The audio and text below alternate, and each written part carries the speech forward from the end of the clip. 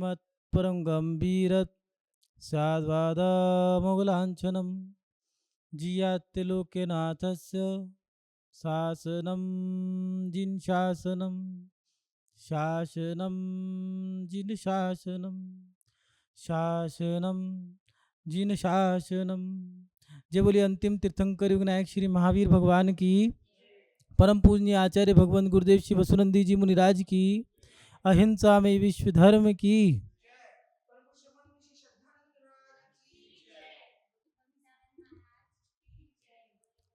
आत्म कल्याण के इच्छुक उपस्थित सभी धर्म प्रेमी पुण्य आत्मा एवं महानुभाव, हमारे जीवन में अगर कोई सफल व्यक्ति मिलता है तो वह हमें अनुशासित मिलता है, और उस अनुशासित व्यक्ति को देख करके हमें बड़ा अच्छा लगता है। हमारे माता पिता उस व्यक्ति को देख करके हमें कहते हैं कि सुनो बच्चों, तुम भी अनुशासित बनो। अगर हम देखें तो जीवन में जो बड़े व्यक्ति हुए हैं उन बड़े व्यक्तियों का आपको अनुशासन जरूर मिलेगा, चाहे आपके स्कूल के अध्यापक हों, गुरु हों, प्रिंसिपल हों, या फिर बड़े बड़े अधिकारी हों जैसे राष्ट्रपति, प्रधानमंत्री, चाहे वो पूर्व में भी हो। उन लोगों ने अनुशासन का पालन किया होगा तो उन्हें सफलता मिली होगी, या फिर ये कहो कि सफलता जिन्हें मिली है वो अनुशासित व्यक्ति मिले होंगे।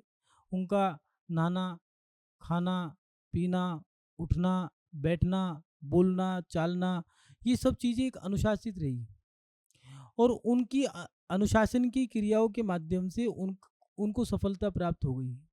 और जो वो सफल व्यक्ति हमें मिलते हैं तो हमारे मन में भी आता है कि हम भी इन जैसे बने। और हमारे जो इर्द गिर्द के लोग हैं वो हमें उनकी प्रेरणा देते हैं।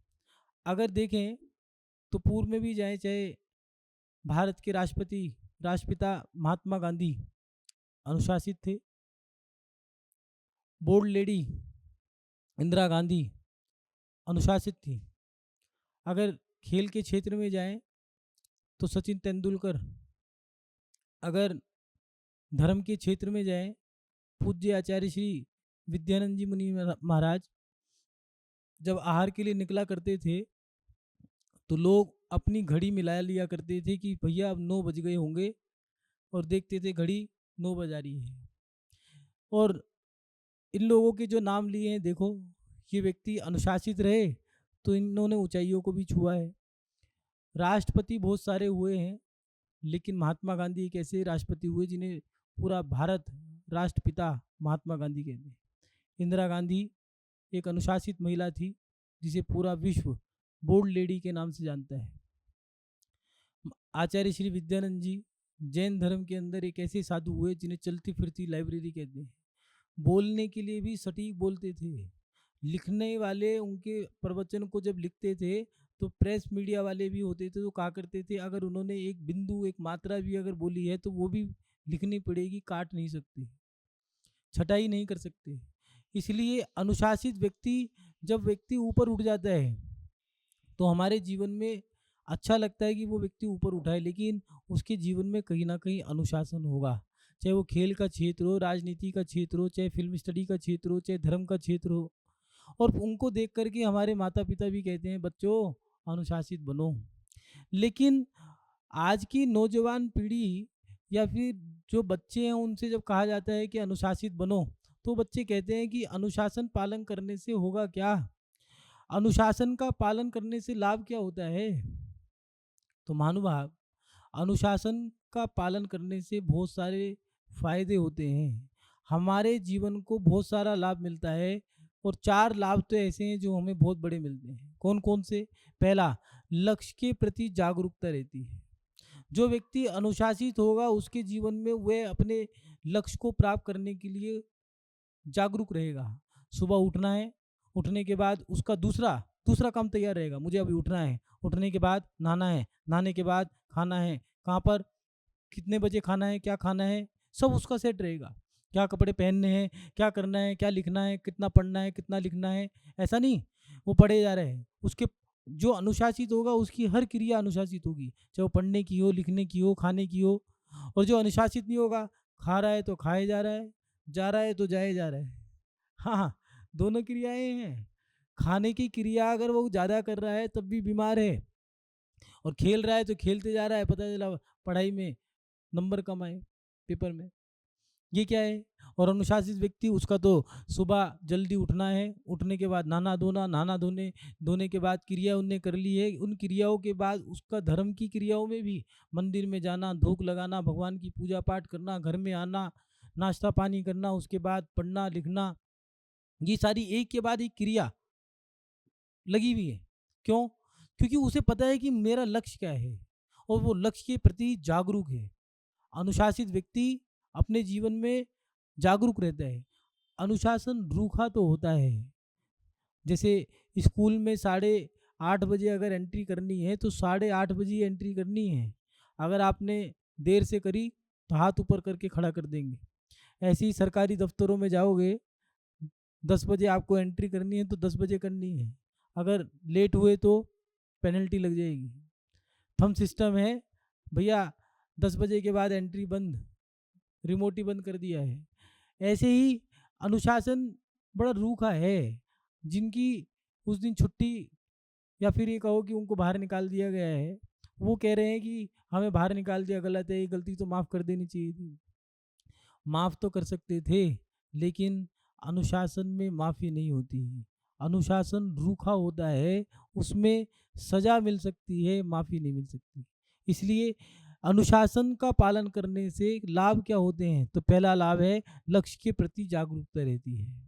दूसरी बात, समय का सदुपयोग रहता है। कैसे? समय के अनुसार कार्य करने से हमें समय का लाभ भी होता है। जो हमने क्रियाएँ समय के अनुसार कर ली है तो हमारा समय व्यर्थ नहीं होता। जिस समय में हमें जो करना है वो काम हमारा हो जाता है। जैसे सुबह उठ गए, नहा धो के तैयार हो गए, मंदिर चले गए, पूजा पाठ कर ली, वहाँ से मंदिर से घर वापस आ गए हैं, नाश्ता पानी कर लिया है। अब थोड़ा-सा समय हमें हमारे पास बचा है।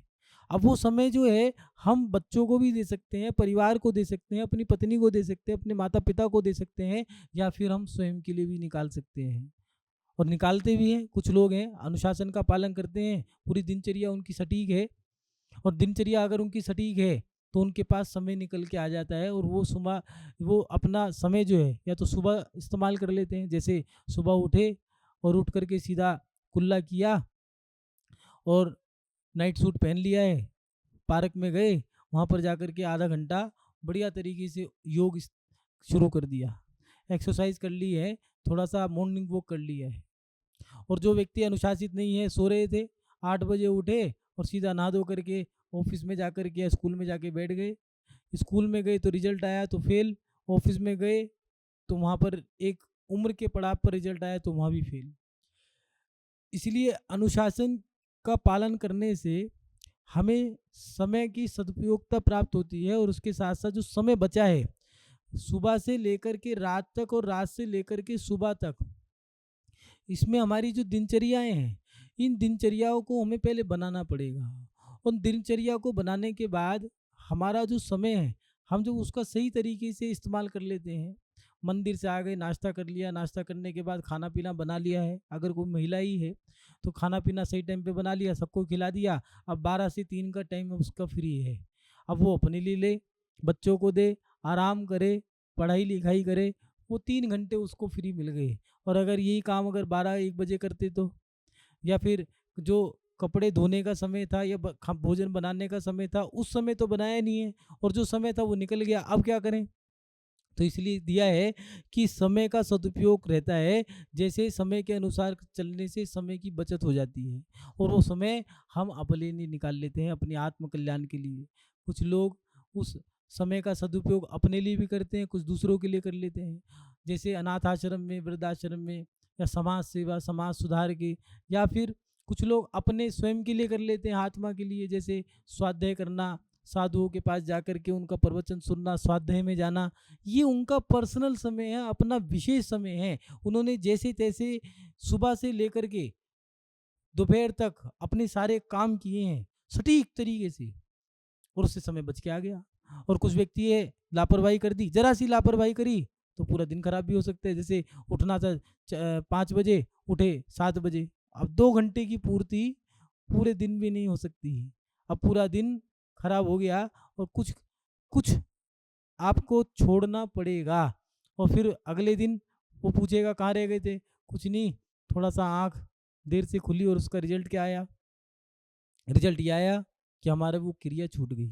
तो महानुभाव, अनुशासन का पालन करने से हमारे समय का सदुपयोग होता है। हमें ऐसा समय भी प्राप्त हो जाता है जिसका हम सदुपयोग कर सकते हैं, अपने लिए भी हम समय निकाल सकते हैं। उसके साथ-साथ तीसरी बात है, लोगों का विश्वसनीय बनता है। अगर कोई व्यक्ति सब अनुशासन का पालन करता है, तो वो व्यक्ति सही समय पे उठना, सही समय पे सोना, सही समय पे जागना, सही समय पे खाना, सही समय पे पढ़ना, लिखना, कमाना, सही समय पे शादी करना, सही समय पे बच्चे करना, उनको सही परवरिश देना, वो सब क्रिया समय पे सही अनुसार कर रहा है। तो समाज में कुछ लोग ऐसे होते हैं, उन लोगों के साथ बैठना चाहते हैं, उनके साथ बोलना चाहते हैं, उनके साथ मन करता है कि सुनो, हम तुम्हारे से जुड़ना चाहते हैं। कई बार ऐसा होता है, कोई व्यक्ति अच्छा है तो मन करता है इसका मोबाइल नंबर ले लें, इससे पहले बात करें, इसके साथ बैठें, इससे बोलें। क्यों? ये व्यक्ति अच्छा है। अच्छा व्यक्ति नहीं होता, व्यक्ति के जो गुण हैं वो अच्छे होते हैं, और उस व्यक्ति के अंदर जो अनुशासन है, वो वो अनुशासन सबको पसंद आ रहा है। स्कूल के अंदर बच्चे तो बहुत सारे होते हैं, लेकिन मॉनिटर गिनती के होते हैं, और उस मॉनिटर से हर व्यक्ति जुड़ना चाहता है। और मॉनिटर सबसे नहीं जुड़ना चाहता, मॉनिटर जुड़ना चाहता है अपने प्रिंसिपल से, क्योंकि उससे भी बड़ा अनुशासन वो पालन कर रहा है।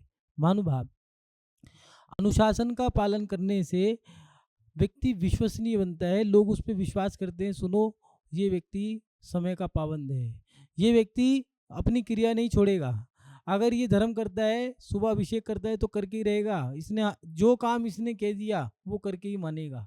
तो ये एक विश्वसनीय बन जाता है, और उसके साथ साथ सफलता की प्राप्ति होती है। महानुभाव, अनुशासन का पालन करने से हमें सफलताएं मिलती हैं। जितने भी आप लोग देखोगे, ह अगर हमने कोई लक्ष्य बनाया है, तो उस लक्ष्य को प्राप्त करने के लिए आपको अनुशासित बनना पड़ेगा। बिना अनुशासन से आप अपने लक्ष्य को प्राप्त नहीं कर सकते। जितने भी मिलिट्री के लोग होंगे, या फिर आप साइंटिस्ट देखोगे, या फिर डॉक्टर्स हैं, टीचर्स हैं, या फिर दिगंबर साधु हैं, ये सब अनुशासित मिलेंगे। कुछ लोग कहते हैं महाराज जी, इतनी गर्मी है, बिहार कैसे होगा, आप तो शाम को 6 बजे नेट निकल जाओगे। भैया, साधु समय के अनुसार चलता है। साधु अपने कदम रोक सकता है, लेकिन सूरज और चांद तारे अपनी गति नहीं रोकेंगे। अगर उनको सुबह जल्दी चलना है तो चलना है, नहीं तो सूरज सर पे आ जाएगा, चल नहीं पाएंगे। शाम को चलना है, जिस समय चलना ही है, अगर नहीं चलेंगे तो चांद सर पे आ गया तो फिर क्या करेंगे? अगर शमशान है तो बीच में वहीं रुकना पड़ेगा। इसलिए अनुशासन हमें पालन करना जरूरी है। दिन, सूरज, चांद, तारे हमारे अनुसार नहीं चलेंगे। जो प्रकृति के अनुसार चलते हैं, प्रकृति भी उनके अनुसार चलती है। इसलिए हमें अपने जीवन में अनुशासन का पालन करना चाहिए। महानुभाव, एक व्यक्ति हुए हैं गोपाल दास बरैया। ट्रेन से जा रहे थे, ट्रेन से जाते समय जब टीटी ने टिकट मांगा, उन्होंने टिकट दिखा दिया। टीटी जाने लगा तो उन्होंने कहा ठहरो। टीटी लौट के आया, कहने लगा क्या हुआ? कुछ नहीं, मेरा बच्चा आज ही 8 साल का हुआ है, उसका आज जन्म दिवस है। उसकी मिठाई दी और कहने लगे इसका टिकट नहीं कटा है, आप टिकट काट दो। टिकट काट दिया टीटी ने, आधा टिकट, 8 साल के बच्चे का आधा टिकट लगता है, काट दिया। तो कहने लगे क्षमा करना, मेरे पास पैसे तो नहीं है, आपको जो दंड देना हो दे दो। तो टीटी ने कहा कोई बात नहीं, आप एक काम करो, बाद में दे देना। ठीक है। गोपाल दास जी गए। जाने के बाद जब सफ़र हो गया, सफ़र होने के बाद जब वहाँ पहुँच गए, तो उन्होंने जो खर्चा था उसको मनी ऑर्डर कराया, और उसमें जो भुगतान था वो भी मनी ऑर्डर कराया। रेलवे वालों के पास जब वो मनी ऑर्डर पहुंचा, तो उन्होंने देखा कि उसमें लिखा था क्षमा करना, मेरे पास पैसे नहीं थे, मेरा बच्चा उसी दिन 8 साल का हुआ था, इसलिए मैं पैसे लेके नहीं, इतने पैसे नहीं थे, आप क्षमा कर देना, मैंने उसके टिकट का और उसके साथ-साथ जो भुगतान है वो भी मैंने इस मनी ऑर्डर में रख के भेज दिया है। आप उसके लिए मुझे क्षमा करना। भारत की रेलवे सरकार ने जब ये बात देखी कि ऐसे ईमानदार लोग भी होते हैं, ऐसे अनुशासित व्यक्ति भी हैं, अपने जीवन पे इतना नियंत्रित रखते हैं, तो भारत की सरकार ने गोपाल दास बरैया का पूरे भारत का रेलवे टिकट माफ़ कर दिया। महानुभाव, ऐसे होते हैं अनुशासन का फल। अनुशासन में हमारी श्रद्धा, समर्पण, भक्ति, आत्मीयता, इसके साथ-साथ अनुशासन पालन करने से हमें सफलताएँ प्राप्त होती हैं। अनुशासन में हमारी दृढ़ताएँ छुपी हैं। अनुशासित व्यक्ति प्रमादी नहीं होता, वो जागरूक रहता है, उसे क्या करना है, क्या नहीं करना है, क्या बोलना है, कितना बोलना है, ये सब सटीक रहता है। महानुभाव, हमें अपने जीवन में अनुशासित भी होना होगा। आज के समय में लोग अनुशासित कम हैं। पहले लोगों का अनुशासन ज़्यादा था, आज लोग पढ़े लिखे ज़्यादा हैं, अनुशासित कम हैं। पहले लोग अनपढ़ थे लेकिन अनुशासित थे। सुबह उठते के साथ ही जितने बजे आज की पीढ़ी उठती है, उस समय तो उनका आधा दिन हो जाया करता था। घर में 4 बजे उठ कर के नहा धो कर के घर के बाहर सफाई भी हो जाया करती थी। बुहारी लगाना, घर में झाड़ू पोछा करना, बाहर बुहारी लगाना, नहा धो कर के तैयार हो गए, अभिषेक होने से पहले तो मंदिर में खड़े हो जाया करते थे। आज 8:30 बजे तक तो नींद ही पूरी नहीं होती। ना तो सोने का समय है, ना उठने का समय है। सोने का समय रात के 12 बज गए, 2 बज गए, 1 बज गया, कोई मतलब ही नहीं है। वो आज एक नई बीमारी आ गई जिसका नाम है मोबाइल। बस वही चलाए जाओ, WhatsApp, YouTube, Instagram, Facebook, Twitter, shorts, दुनिया भर की आइटम है। लेकिन पहले के लोग बच्चों को समय भी दे दिया करते थे। पत्नी को, बच्चों को, परिवार को, माता पिता को आधे घंटे तक तो पैर दबाया करते थे, दादा दादी के, माता पिता के। बहुएं हों, चाहे बेटे हों, चाहे पोते हों, और समय पर सो भी जाया करते थे, समय पर उठ जाया करते थे। लेकिन आज आज पढ़े लिखे होने के बाद भी इतना अनुशासन नहीं है। महानुभाव, हमें अपने जीवन को अनुशासित करना जरूरी है। अनुशासन के लाभ तो हैं, लेकिन हम उस लाभ को प्राप्त करना भी चाहते हैं या नहीं करना चाहते। आज व्यक्ति पूछते हैं, हम अनुशासन का पालन क्यों करें, रूल्स को फॉलो क्यों करें, क्या ज़रूरत है? अगर रेड लाइट हो गई है, क्या ज़रूरत है रुकने की? चला दो, कोई है तो है ही नहीं है। लेकिन मान लो कोई सामने से गाड़ी आ गई और तुम्हारी गाड़ी ठुक गई, तो गलती तुम्हारी ठहराई जाएगी, उस व्यक्ति की नहीं ठहराई जाएगी, चाहे उसकी गलती कितनी भी हो। क्यों? क्योंकि रूल तुमने तोड़ा है, अनुशासन तुमने तोड़ा है। जिसके जीवन में अनुशासन नहीं है, वो व्यक्ति पशु समान है। इसलिए अपने जीवन में हम अनुशासन का पालन जरूर करें। अनुशासन का पालन करने से क्या लाभ होता है, तो लाभ बताए हैं। लक्ष्य के प्रति जागरूकता रहती है, समय का सदुपयोग रहता है, उसके साथ साथ लोगों का विश्वसनीय बनता है, और उसके साथ साथ सफलता की प्राप्ति होती है। ये तो लाभ हुआ, लेकिन कुछ विशेष बातें भी आपको बतानी जरूरी हैं। लक अगर कोई व्यक्ति अनुशासन का पालन करना चाहता है, तो वो ये भी ध्यान रखें, क्या धार्मिक स्थानों पर अनुशासन का ध्यान जरूर रखें। आज के समय में लोग अनुशासन का पालन कम करते हैं। घरों में नहीं करते कोई बात नहीं, लेकिन धार्मिक स्थलों पे अनुशासन का पालन जरूर करें। जैसे सिद्ध क्षेत्र, अतिशय क्षेत्र, वहाँ पर अगर आप जा रहे हो, तो वहाँ पर आप लोग जब यात्रा करने जा रहे हो तो यात्रा को यात्रा के अनुसार ही करें। हर जगह का एक अनुशासन होता है। पुलिस थाने का, अस्पताल का, शमशान का भी अनुशासन है। वहाँ पर आप शादी ब्याह नहीं कर सकते। क्यों? क्योंकि वहाँ पर तो उसको मोक्ष धाम कहते हैं कुछ लोग। यहाँ पर मरने का स्थान है, शादी करने का स्थान नहीं है। ऐसे ही मोक्ष स्थल जो है, सिद्ध स्थल है, जो आप लोग कहते हो सम्मेद शिखर, मांगी तुंगी, गिरनार, सोनागिर, ऐसे जो पावन क्षेत्र हैं, तीर्थ स्थान जो हैं, इन तीर्थ स्थानों पर जब यात्रा करने जाते हो, वहाँ पर भी थोड़ा सा अनुशासन रखो। आप जो मन में आए वो खा लेते हो, जैसा बना वैसा खा लेते हो। अरे यात्रा करने जा रहे हो, दिन से तो खा लो, शुद्ध खा लो, घर का बना खा लो, अपना जो साथ लेके आए हो वो तो खाते नहीं हो। जब व्यक्ति यात्रा करने के लिए चलता है, 2 बैग तो खाने की सामग्री के होते हैं, और जब घर वापस लौट के जाते हैं तो पता चला 2 में से आधा बैग ही खाली हो पाया होगा, सारा का सारा सामान यूँ ही रह जाता है। किस लिए? वहाँ पर जाकर के सारा आपने बाज़ार का खाया, गंदा खाया, रात को खाया। इसलिए आज के समय में लोग भौतिकता में या भौतिकता की चकाचौंध में ऐसे फँस गए कि अनुशासन को भूलते जा रहे हैं।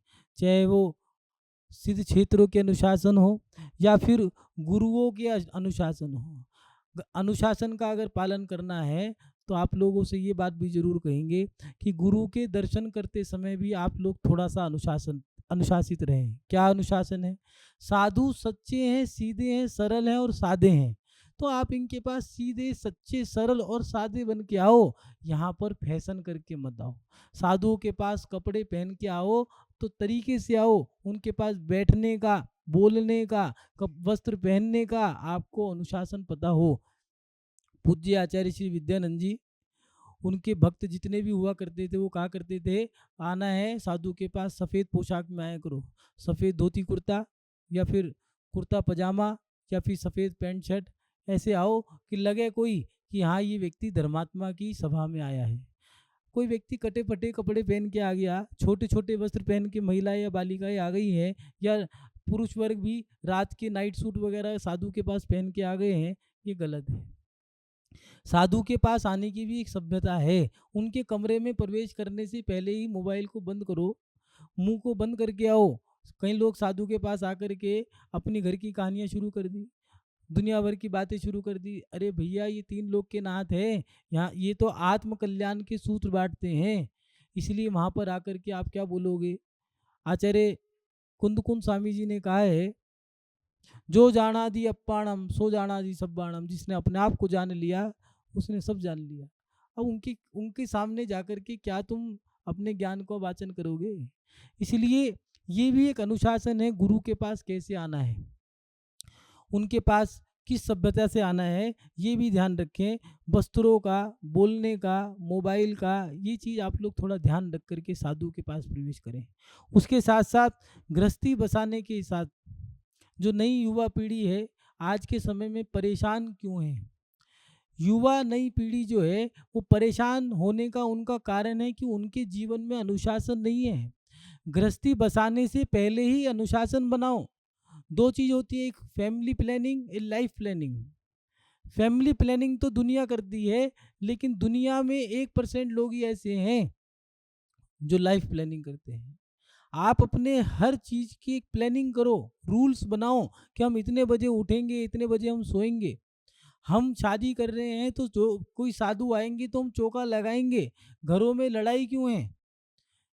पति पत्नी में ठनाठनी क्यों है? क्योंकि उनके जीवन में रूल नहीं है, नियम नहीं है। आने घर में आने का, प्रवेश करने का कोई नियम नहीं है। पहले घर में 9 बजे अगर कोई व्यक्ति प्रवेश करता था तो उसको कहा करते थे ठीक है घर में आ सकते हो। अगर 9 बजने के बाद कोई प्रवेश करता तो कहा करते थे वो खड़ी खटिया और उसको बिछा करके तुम लेट जाओ, जहाँ जाना है वहाँ जाओ, अब घर में नहीं आ सकते। महानुभाव, घर के भी कुछ नियम कायदे कानून हैं। अगर कोई व्यक्ति गृहस्थी बसाना चाहता है तो अपनी गृहस्थी के अनुशासन बनाओ। पति पत्नी में लड़ाई होने का कारण, बच्चों में माता पिता के प्रति मनमुटाव होने के कारण यही है कि उनके जीवन में अनुशासन नहीं है। इसलिए अनुशासन का पालन करो और गृहस्थी के अनुशासन बनाओ कि उठना कब है, सोना कब है। आप 2 बजे सो रहे हो, 1 बजे 2 बजे सोने का कोई टाइम ही नहीं है, और उसका रिजल्ट क्या है? आपने अगर अनुशासन तोड़ दिया है तो उसका रिजल्ट क्या है कि आप धीरे धीरे बीमार होते जा रहे हो। चेहरे के नीचे, आंखों पर, आंखों के नीचे सर्कल पड़ गया है, डार्क सर्कल कहते हैं जिसको। वो किस लिए? क्योंकि आपकी नींद पूरी नहीं हुई है। बीमारी लग गई है। नींद भी एक औषधि है। ज़्यादा खाना, दबा दबा के खाना, दबा खाना जाना। खाने के भी नियम हैं। 2 बार खाओ, 2 बार पानी पियो या फलाहार कर लो, उससे आपका शरीर संतुलित रहेगा। व्यक्ति ने अगर मान लो खा लिया और उसके बाद फिर थोड़ी सी भूख लगी, फिर खा लिया, याद रखना वो व्यक्ति बीमार मिलेगा। उसने भूख को पैदा नहीं होने दिया है। इसलिए आयुर्वेद में खाने के भी नियम हैं। योग में बैठने के भी नियम हैं, किताबों में बोलने चालने के हंसने के भी नियम हैं। अगर कोई लड़का हंसता है तो अच्छा लगता है, और अगर कोई लड़की किसी लड़के को देख करके हंस दे तो ये भी अनुशासन है। कहाँ पर हंसना है, कहाँ नहीं हंसना है, ये भी हमें ध्यान रखना पड़ेगा। महानुभाव, जीवन हमारा है, हम चाहे तो इस जीवन को अड़ंगर पत्थर की तरह बेकार कर सकते हैं, और हम चाहें तो इस जीवन को रत्न बना सकते हैं। लोग हमें पूजा हम सम्मान दे सकते हैं, हम लोगों की नज़रों में पूजनीय विश्वसनीय बन सकते हैं। इसलिए अनुशासन हमारे जीवन में एक महत्वपूर्ण क्रिया है। अपने अनुशासन रूखा तो है, लेकिन लाभ बहुत सारे होते हैं। गोपाल दास बरैया ने ईमानदारी और अनुशासन के कारण पूरे भारत का रेलवे टिकट माफ हो गया। सोचो, विचार करो कि एक अनुशासन ही तो था। अनुशासित व्यक्ति लोगों को पसंद आता है, अच्छा लगता है, लेकिन हम अनुशासित हैं या नहीं है? अगर लोग हमें नहीं चाह रहे हैं तो ये मत सोचो कि लोग हमें नहीं चाहते, ये सोचो कि हमारे अंदर कहीं ना कहीं कमी है। जब लोग तुम्हें चाहने लगे तो सोच लेना तुम्हारे अंदर अच्छाइयाँ आ गई है। जब तुम्हारी बुराइयाँ होने लगे तो सोच लेना लोग तुम्हें चाहने लग गए हैं। क्यों? पत्थर उन वृक्षों पर पड़ते हैं जिस पर फल सबसे ज़्यादा आते हैं। इसलिए अपने जीवन में कोशिश करो अपने जीवन को नियंत्रित करने की, अनुशासित बनाने की। महानुभाव, अनुशासन हमारे जीवन को सार्थक करता है। अनुशासन हमें अपने जीवन में आगे बढ़ने का अवसर देता है, और अनुशासन हमें जागरूकता प्रदान करता है। आप सभी लोग अपने जीवन में अनुशासन बनाएं, अपने जीवन को अनुशासित जिएं। जानवरों का कोई अनुशासन नहीं होता, इंसान एक ऐसा है जिसके जीवन में अनुशासन हो सकता है, और जिनके जीवन में अनुशासन है वो व्यक्ति, आप लोग देख लो, रिजल्ट आपके सामने है। कोई राष्ट्रपति है, कोई प्रधानमंत्री है, कोई मुख्यमंत्री है, कोई साइंटिस्ट है, कोई राष्ट्रपिता है, कोई क्वीन या फिर बोल्ड लेडी है, या फिर कोई धर्म शिरोमणि या परम धर्मात्मा है। किसी भी क्षेत्र में जाओ, अगर धर्म अनुशासन का पालन करने वाला कोई व्यक्ति है तो व्यक्ति उसको नतमस्तक हो जाते हैं, सर झुकाते हैं। पूज्य गुरुदेव, हम उनसे पूछते कि बिहार का समय क्या है, इतने बजे है, 12, अगर सुबह 6 बजे बिहार है या 5 बजे बिहार है, बस ताली बजाई और चल दी। अब सब लोग आए या ना आए वो तो चल दी। उनसे कहा ठहरो तो सही, इंतजार तो कर लो 2 मिनट। कहने लगे मैं तो रुक जाऊंगा, वक्त किसी के लिए नहीं रुकता। महानुभाव, जो वक्त के अनुसार चलते हैं वक्त भी उनकी कदर करता है, और जो वक्त की कदर नहीं करते उसकी कोई कदर नहीं करता है। इसलिए अपने जीवन में अनुशासन का पालन करें, अनुशासन के माध्यम से अपने जीवन को सार्थक करें। मोक्ष जाने के लिए अनुशासित होना भी जरूरी है। तीर्थंकरों ने अपने जीवन को अनुशासित जिया है। आप लोगों के जीवन में अनुशासन है तो आप लोगों को सफलताएं भी प्राप्त हो रही होंगी, समाज में प्रशंसाएं भी हो रही होंगी, आपके अंतरंग में भी अच्छा लगता होगा, आनंद आता होगा। लेकिन याद रखना, अनुशासन रूखा है, पालन करने में थोड़ा सा कष्ट होता है, लेकिन जब आदत पड़ जाती है और पालन करने लगते हैं तो यही अनुशासन हमें आनंद दे के जाता है, उत्साह, हर्ष, उमंग, उल्लास दे के जाता है, विश्वसनीय, सम्मान्य बना देता है, और हम लोगों के जीवन में एक यादगार व्यक्ति बन जाते हैं। महानुभाव, आप सभी लोग अपने जीवन में अनुशासन का पालन करते हुए अपनी आत्मा का कल्याण करें। इन्हीं शब्द श्रृंखलाओं के साथ अपनी वाणी को विराम देते हैं। जय बोलिए परम पूजनीय आचार्य गुरुदेव श्री वसुनंदी जी मुनिराज की, अहिंसा में विश्व धर्म की।